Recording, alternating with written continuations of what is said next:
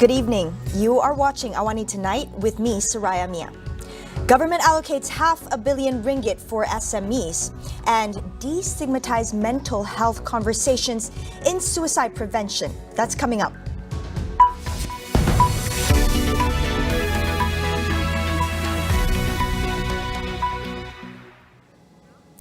Johor ruler Sultan Ibrahim Sultan Iskandar criticized the Home Ministry over its reluctance to review the tighter conditions announced for the Malaysia My Second Home MM2H program.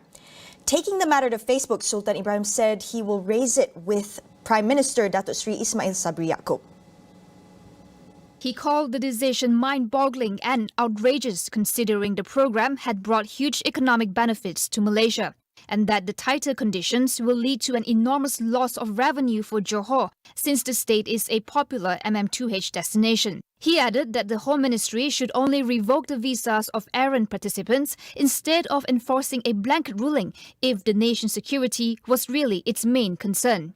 MM2H will be reactivated in October, but with much tighter conditions, including a minimum offshore income of 40,000 ringgit a month compared to 10,000 ringgit previously. Participants will also need to have a fixed deposit of 1 million ringgit compared with the previous conditions of between 150,000 to 300,000 ringgit. The government will channel a total of 500 million ringgit to SMEs beginning next Tuesday through the Prihatin Special Grant GKP 4.0. According to Ismail Sabri, more than 1 million recipients will benefit from the program. The 500 ringgit aid for SMEs will be distributed twice in September and November. Ismail Sabri said the aid will be channeled directly into the bank accounts registered with the Prihatin Special Grants System. Applicants can check their status on gkp.hasil.gov.my. He added that so far 6.08 billion ringgit has been channeled to SMEs under the grant since the COVID-19 pandemic began. Malaysia reported 638 suicide cases in the first 7 months of 2021. This is a 143% rise compared to the same period last year. Governor of Rotary Malaysia, Datuk Bindi Rajasekaran said, even with these grim figures, we may never know the true data as many cases go unreported. Now, it has been proven, and it is a statistics according to WHO, that it's more prevalent in men than women, suicide cases. But in attempted suicide cases, the cases are more in women rather than men. So I guess it just boils down to recognizing the importance of the conversation on mental health. And lately, with what has been in the media, we can notice that this is increasing. So we are trying to reach out to the community to create the awareness that there is medical help for those with such issues, and it's okay not to be okay. In data revealed by Prime Minister Datuk Seri Ismail Sabri Yaakob, he said emotional pressure and financial difficulties are the highest motivations for the recent spate of suicide cases in the country. The effects of COVID-19 pandemic has had an immense psychological effect on mental health. Coping with unprecedented homebound situations, economic-driven stress and anxieties, and the changes in social interaction and engagement, all these are causes leading to depression and leading to suicidal thoughts. In tackling cases as complex as suicide, she said it takes collaborations between different agencies and sectors of society, adding that the Health Ministry's recent call to decriminalize suicide as an important step towards suicide prevention. Rotary Malaysia, through its You Are Not Alone campaign, is calling on those in need to not be afraid to seek help, where helplines are available on the website reachout.my. Now, this campaign was primarily to raise awareness regarding the ways to get assistance, as many do not know where to reach out for help. Many of these cases of suicides and attempted suicide is because they do not know where to go. So we must normalize the conversation and encourage those affected to seek help. Youth and Sports Minister Datuk Sri Ahmad Faizal Azumu apologized to gym owners and operators over a miscommunication that gymnasiums in states under Phase 2 and 3 of the National Recovery Plan are allowed to reopen from today. However, he said that his ministry will push for their reopening as soon as possible. He said that he believed Deputy Sports Minister Datuk Sri Tilian Kerr was misquoted or misinformed yesterday when he said that gymnasiums in states under Phase 2 and 3 can reopen from today. T had later clarified his statement and assured that gym operators will be allowed to resume operations once the new SOPs had been approved by the National Security Council. There needs to be a clear policy for innovation in the social economy first in order to produce global talents and companies. We speak with new Mosti Minister, Datuk Sri Dr. Adham Baba, on how he plans to make this a reality during his tenure. We have to build a socioeconomic innovation ecosystem so that all innovation can be translated into product that will be commercialized and able to accepted by the world. Third is regarding our socio-economic innovation policy, so that we have to have clear innovation policy, so that any innovation that created by our people can translate into the experimental development, and we'll be able to be a showcase for the nation, so that not only we cultivate the innovation culture, but we also enhance the commercialization part of this product. He said Mosti's current economic policy aims to bridge the gap between social economic drivers and technology drivers.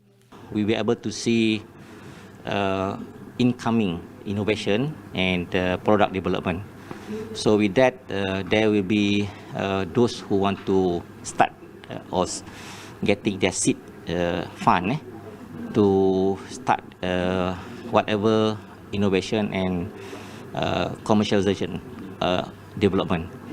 So while we waiting for unicorn to be developed within 5 years that mostly targeted earlier, we would like to see that the principle of value of debts must be solved, and this matching with fundamental research go together with commercialization of the product. In between, we have to make sure that the startup company always being monitored and giving the handful hand, so that they will not fail. We'll go for a short break. Stay with us.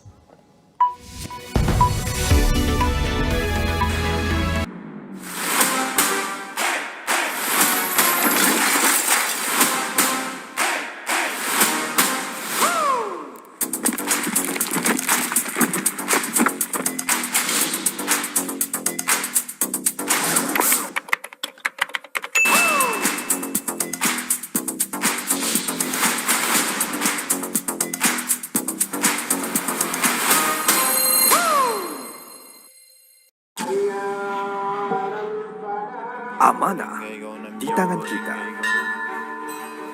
Adat, budaya dan semangat menjadi kesinambungan.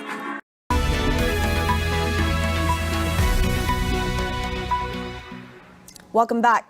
The World Health Organization warned that the world could go back to square one if the issue on COVID-19 vaccine shortfall in poorer nations is not addressed.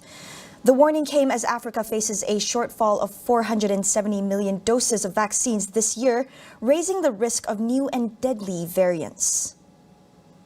The COVAX alliance, set to ensure equitable delivery of vaccines, cut short its projected shipments to Africa due to global shortages. It will now ship some 150 million fewer doses of vaccines than planned.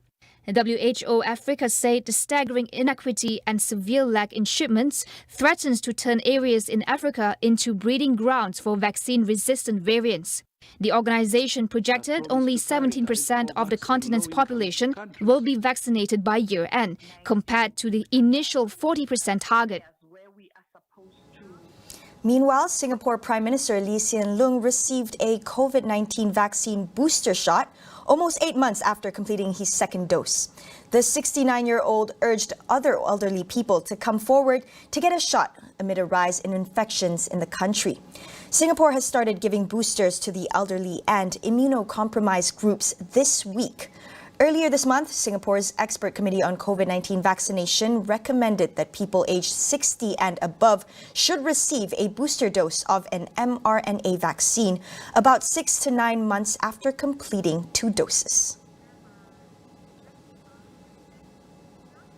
Australia will start trials on home quarantine for fully vaccinated travelers arriving into Sydney. This as the country looks to reopen its borders despite still battling a persistently high number of COVID cases. Sydney will start the 7-day home quarantine program later this month. Currently, international passengers, including citizens and permanent residents, are required to stay in hotel quarantine for 14 days at their own expense.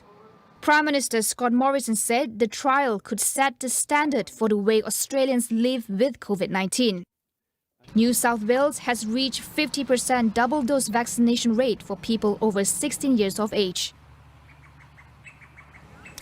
Italy will require all workers in both the public and private sectors to display a COVID-19 Green Pass to access their workplaces starting October 15. Italy is the first country in Europe to adopt such a measure in what is seen as one of the toughest anti-COVID-19 requirements to date. Workers will either have to show proof of vaccination, a negative test result, or recent recovery from infection. Failing to do so, they face fines up to €1,500, and employers who fail to check their workers may have to pay as much as €1,000. Any worker who fails to present a valid health certificate will be suspended on no pay, but cannot be sacked. The measures will remain in effect as long as Italy is in a state of emergency, which is planned until December 31st. There have been sporadic protests around the country in recent weeks against the growing pressure to get vaccinated. But most political parties, as well as the main employers' federation, have backed the move, hoping it will prevent further lockdowns. Thailand's plan to reopen Bangkok to fully vaccinated tourists effective October 1st has been postponed by 2 weeks to October 15. This is because the targeted vaccination rate has yet to be achieved for safe opening.